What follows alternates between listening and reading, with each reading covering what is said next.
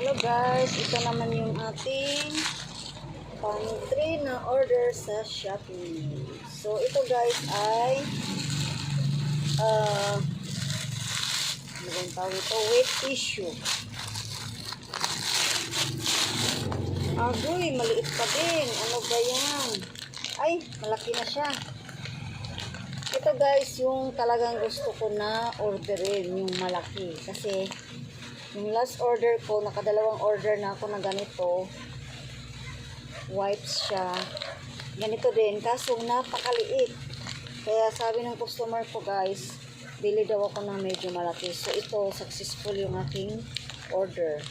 Kasi malaki na yung aking na order ngayon.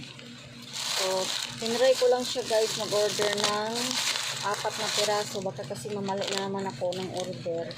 So, ngayon alam ko na kung saan ako pwedeng mag-order. So, nakasave na yun sa aking account yung ito.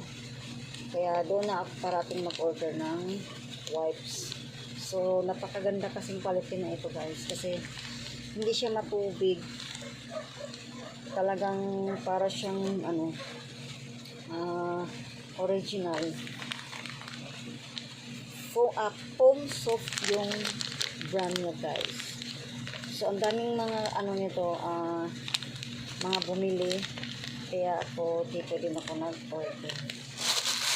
So, napaka-legit niya guys. Hindi siya matubig. Hindi siya, hypoallergenic siya. Hindi siya nakakapangati sa mukha, sa kamay. Kasi minsan, ito yung ginagamit ko pagpunas sa ating mga alagang aso. Siyempre, sa eyes. Kasi pag nagmumuta yung ating guys, alaga guys, siyempre pupunasan natin sila ng wet tissue. So sawa naman ng Diyos, wala namang side effect kung ginamit ko ito. So napaka legit talaga itong brand na ito. So yun lang guys yung aking masasabi sa ating order na wipes sa Shopee. So yun lang guys. Or lang ito guys yung aking in-order.